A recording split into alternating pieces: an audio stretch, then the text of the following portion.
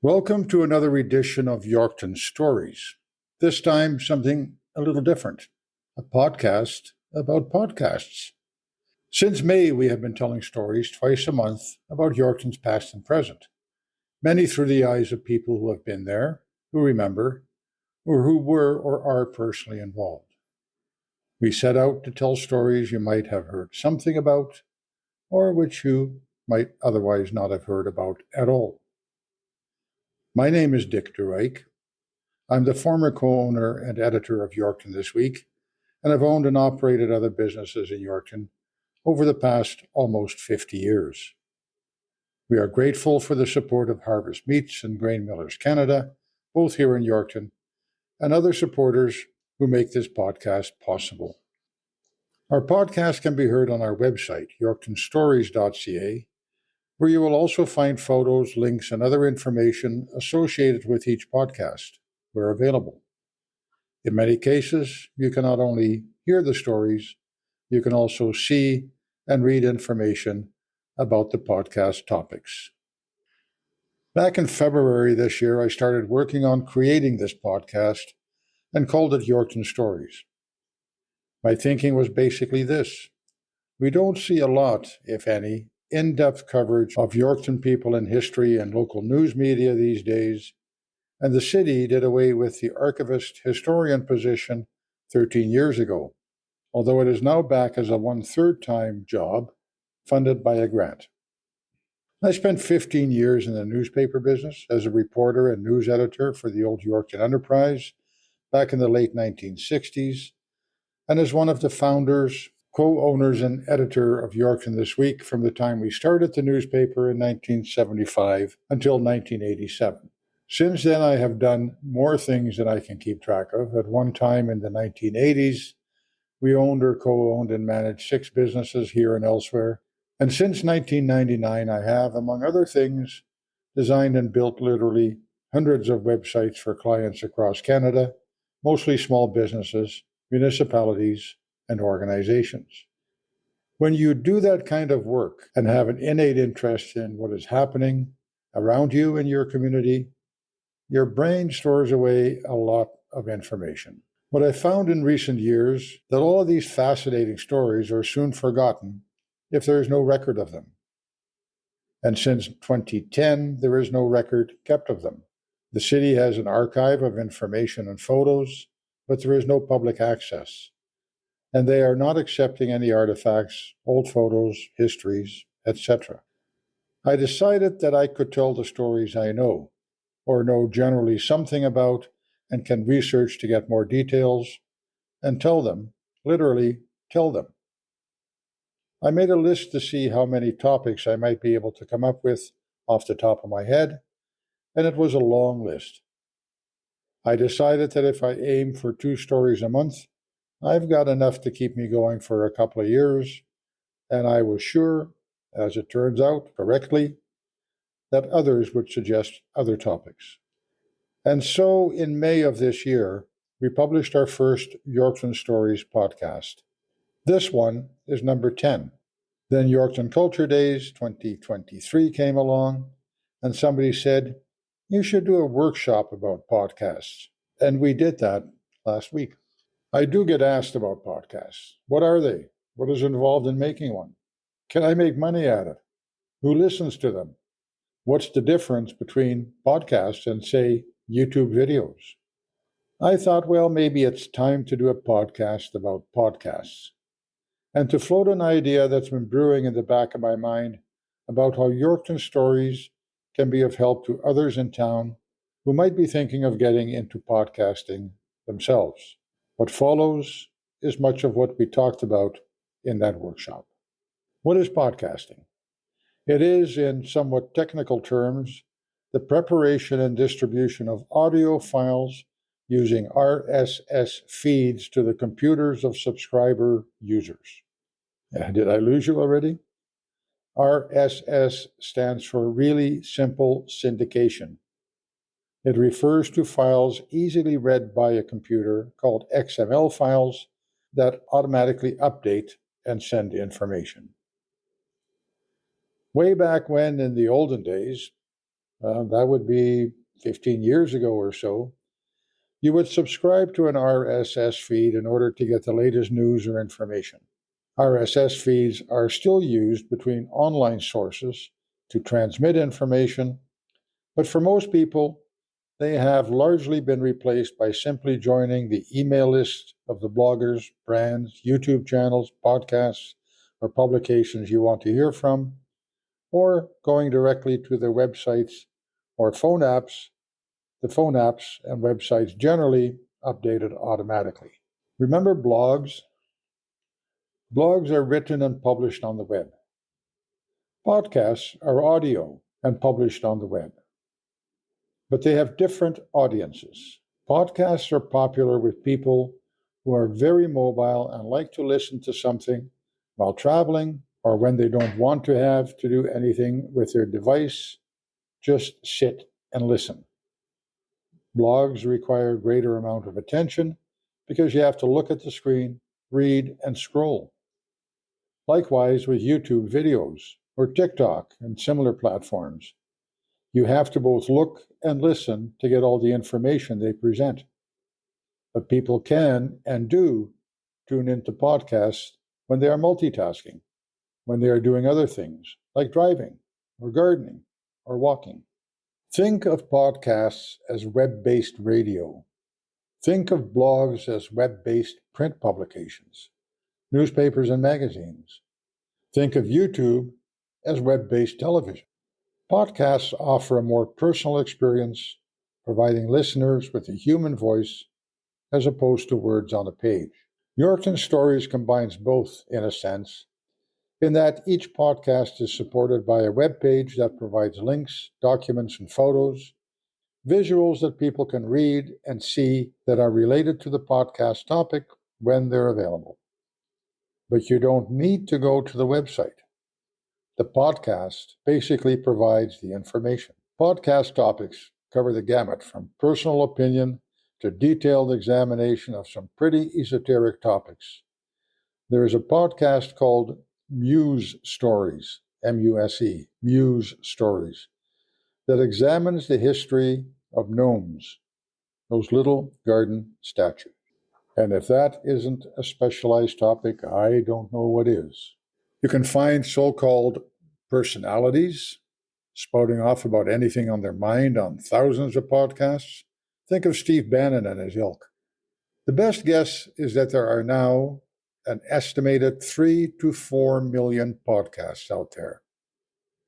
But only a quarter of them ever publish more than 10 episodes, and it is estimated that less than 500,000 of them are actually active.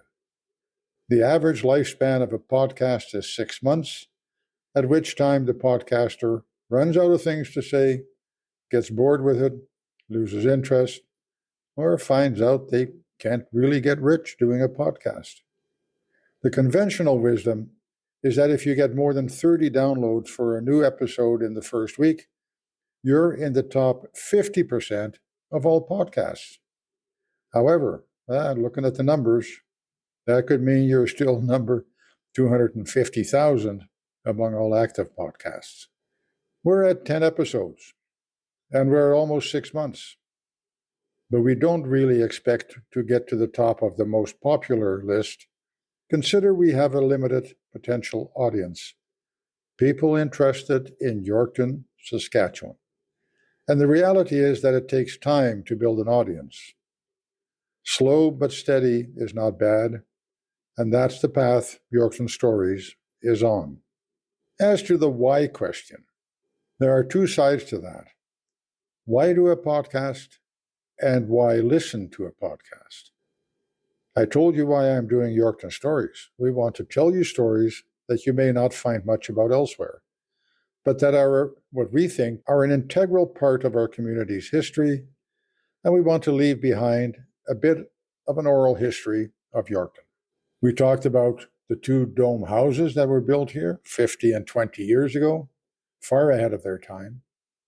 We talked about a detailed index that was done of all 24 cemeteries in the Arm of Good Lake north of us, including one burial site in what is now the ditch of a gravel road. We talked about a Chinese immigrant whose restaurant was a fixture on Broadway here in Yorkton for decades, about a local radio sportscaster who went on to do the play-by-play for 2,400 NHL games and wrote a fascinating little book about it, about a Yorkton teacher who developed a revolutionary system for teaching first graders to read, about a Yorkton-born hockey player who became a world champion, a prolific author, and the publicity guy for Harold Ballard, the Toronto Maple Leafs, and Maple Leaf Gardens. None of these events and people we talk about are earth-shattering. Likely none of them will make the history books, but all of them are a part of the fabric of this community. And to answer the other question we raised at the beginning, podcasting is not something you do for money. If you find a way to get rich doing this, please let me know. In the meantime, for me and many other podcasters, this is a labor of love. Here's why people listen to podcasts, according to the research and surveys that have been done. 62% want to be simply entertained. 54% want to keep up to date on topics that they are interested in. And 48% want something else to do or listen to while they are multitasking. What kind of topics are most popular with listeners? Here are the top 10 categories in order. Number 1, comedy. Number 2, society and culture. Number 3, news. Number 4, true crime. Number 5, sports. 6, business. 7, arts. 8, history. 9, religion and spirituality. And 10, education. Well, we've touched on arts and sports, we've touched on news and society and culture, and we have done a lot of history. So we've checked 5 of those 10 boxes. And the how. The technology needed to do podcasting is relatively simple and inexpensive.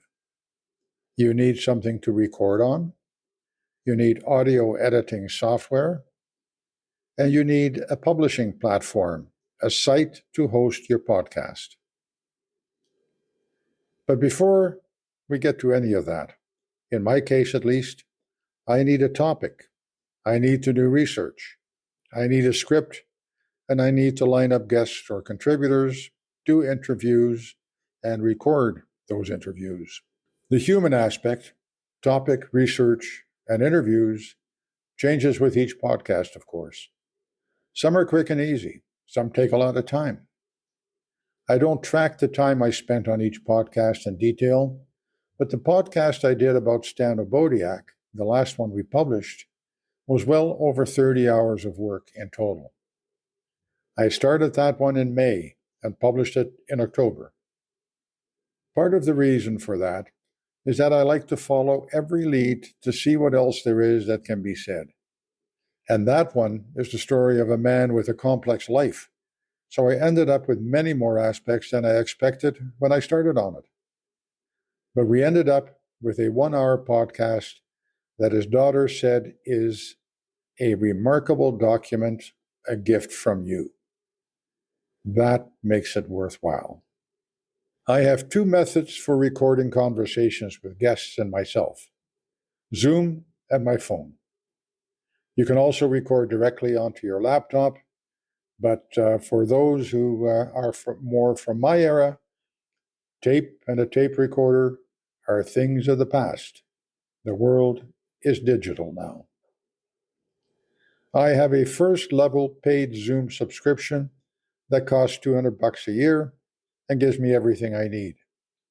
There is a basic free subscription, but it limits each meeting to 40 minutes, and I don't want to be limited to that, since I also use it for virtual meetings of several boards that I am on, and sometimes my conversations for the podcast go considerably longer than 40 minutes.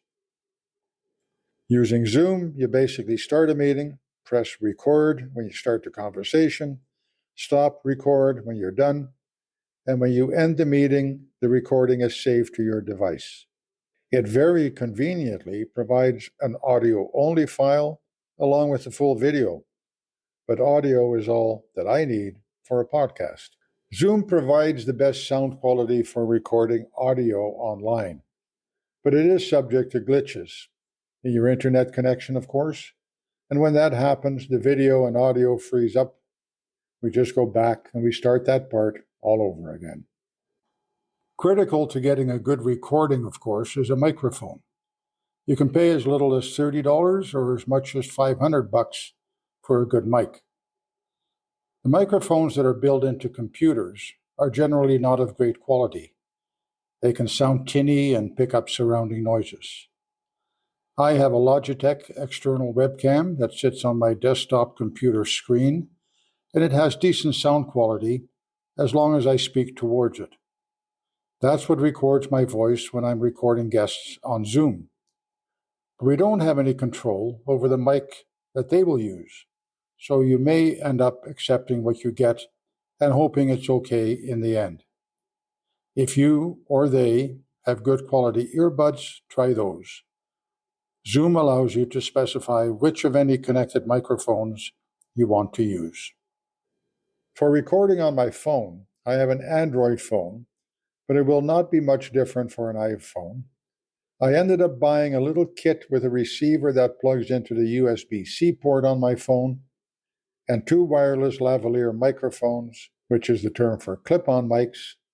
All 3 components are rechargeable, the charging cable comes with it, and you can be as much as 60 feet away from the phone and still be recorded. It can also be used with a laptop as long as it has a USB-C port. About $35 on Amazon. You turn on the mic, turn on the sound recorder on your phone or laptop, and start talking. When you're done, you save the recording. That is how this podcast was recorded. Here's the process I use generally when starting work on a new podcast. Create an outline of topics to be covered. Line up the guest or guests. Conduct the conversations covering those topics. Edit the conversations, and if it is a complex subject touching on various aspects, I divide the audio into separate clips for each topic covered. I then arrange the clips in a natural progression of topics, which may not be the order in which they were recorded, quite frankly. And then I decide what information I need to fill in to introduce each topic or transition to the next topic, and record those as separate clips. Most of the time, you won't know what additional information needs to be inserted until you have that list of clips on various topics and know exactly what was said. Put it all together into a podcast that has a natural flow. That's the final step. Sometimes assembling those clips is a simple process if there are only a few, or if the conversations with the people you talk to flowed naturally from start to finish. Sometimes, like with the last one, I ended up with 32 individual audio files from 2 guests and myself, which added to the time spent on it. I say conversations because we don't do interviews as such, no Q&A, question and answer format. We prefer to frame it as a conversation where the discussion is free-flowing, with my role primarily to raise a topic or ask a question. Editing those conversations is done for several reasons. Remove any sections that are not going to be used or that went through a do-over, and remove pauses, coughs, sneezes, ums, and ahs. We now have the audio files, and we need to assemble them. I use software called Audacity, available free of charge at audacityteam.org for Windows, Mac, and Linux. Audacity, Audacity. The website, audacityteam.org. You don't have to register, you don't have to give them your credit card, and when an update comes out, you get it, also free. It does all the basic things I need to do, including editing, improving the sound quality, adding effects, saving all or pieces of a clip, and a whole lot of other stuff I haven't needed to use, so quite frankly, I have no idea what it does. Once you have everything assembled to make the full podcast, including intros and extras, you save it as an Audacity project so you can go back and change any segment of it anytime. And then you save it as an MP3 or other audio file, which will contain your complete podcast. Not highly technical stuff, a bit of a learning curve. There's another piece of software that Brady Lang, who was a local reporter for CTV and is now at Suncrest College, told me about, made by Adobe. So you know it's not free and it's not inexpensive. It's called Audition. I downloaded it, took a quick look, became thoroughly baffled, and then spent an hour with Brady on Zoom so he could walk me through it to give me a basic start to using it. It may be more sophisticated than what I need, but it also has some features that could be useful. Now that you have a file containing your podcast, you need to get it out so people can listen to it. Do a Google search for podcast hosting platform, and you can find dozens and dozens of them. Among the most popular ones, Storyboard, SoundCloud, Rumble, Libsyn, and the one I use, Buzzsprout. I chose it because it sounded simple for a beginner like me, and the price was right. $12 US a month, and I can upload up to 3 hours each month, which is plenty for me, since I do 2 a month and the longest to date is 1 hour. If my needs change, I can upgrade if I need more time. I also bought an additional service they offer called Magic Mastering, which is an extra $6 US per month, but well worth it. It goes through my file and improves the sound quality immensely, taking out any background noise, leveling the volumes, making us sound better than we are. It comes with a phone app that provides download statistics. It provides a website page, a player that can be customized with your own branding, and most importantly, provides a way to get your podcast into podcast directories. Remember those RSS feeds we talked about at the start? That's how Buzzsprout gets the podcast over to a directory like Spotify. As a result, Yorkton Stories is available on popular streaming platforms like Spotify, Google Podcast, iHeartRadio, Amazon Music, and others. In the process right now of getting it listed on Apple Podcasts. Buzzsprout looks after providing my podcast to those platforms, and they are usually there within 24 hours of being published on Buzzsprout. If you use one of the podcast streaming platforms, simply do a search for Yorkton Stories, and we will pop up. My podcasts are hosted forever on Buzzsprout, or as long as I keep paying them anyway. So my original intent of creating a trove of oral history for Yorkton is met there, and I also, of course, have the original audio files for each complete podcast that will survive me. Now about floating that idea that's been bouncing around in my head for a while. There may be others in Yorkton who are interested in starting a podcast, or who already have a podcast that deals with Yorkton topics. I'm thinking that there may be an opportunity to use Yorkton Stories, the website and podcast, as a hub for Yorkton-related podcasts other than just mine. Yorkton Stories could be a place where people find not just my podcasts, but others done by other people. That would have several mutual benefits. It would alleviate the new podcasters from having to subscribe to a podcast hosting service like Buzzsprout, and it would provide them with immediate exposure on the other platforms, like Spotify. I would provide them with the promotional opportunities presented by the Yorkton Stories website and our social media channels, Facebook, and Instagram, where we tell people about upcoming and new podcasts. All of those are established already, and others could piggyback on those and do their own promotion in addition if they wish. I would be available to assist or mentor when it comes to the technical part, like recording and editing as well. I'm not suggesting that each podcaster have a schedule, produce any particular number of podcasts. Do one a week, do one a month, do half a dozen a year. Do however many you can, given your other activities and available time. Do them as suitable topics come to mind. Do what you can, when you can, and publish them as part of Yorkton Stories. There is strength in numbers, and there are benefits to working cooperatively to create a Yorkton network, a Yorkton hub of podcasts. It would broaden our audience because people who come to the Yorkton Stories Hub to hear one podcast are likely to look around and maybe find others that pique their interest.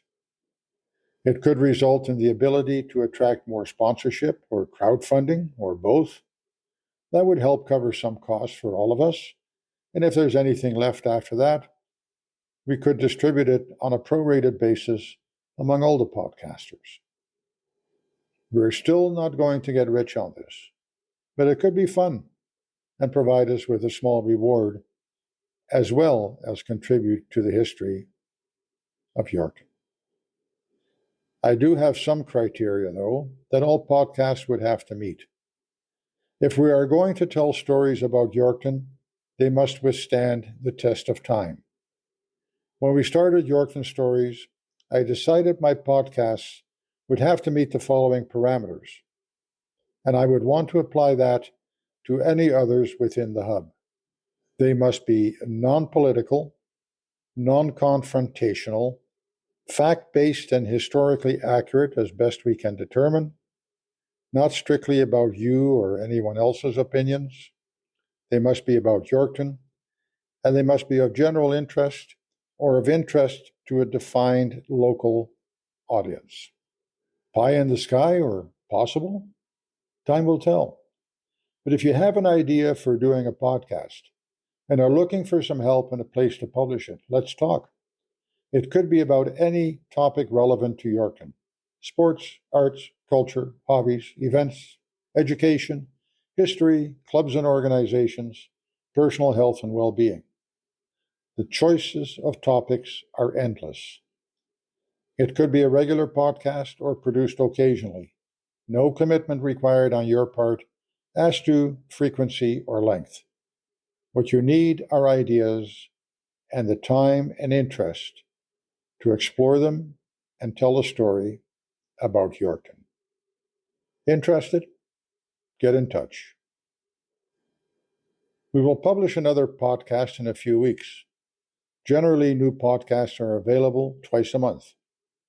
Visit yorktonstories.ca to hear all podcasts, and there you can also sign up to our email list so we can let you know when a new podcast is available. Thanks again to our sponsors, Harvest Meats and Grain Millers Canada, both here in Yorkton, and thank you for listening. Your comments and suggestions are always welcome. Contact us through our website or by emailing Dick, that's D-I-C-K, at yorktonstories.ca. We'll talk again soon.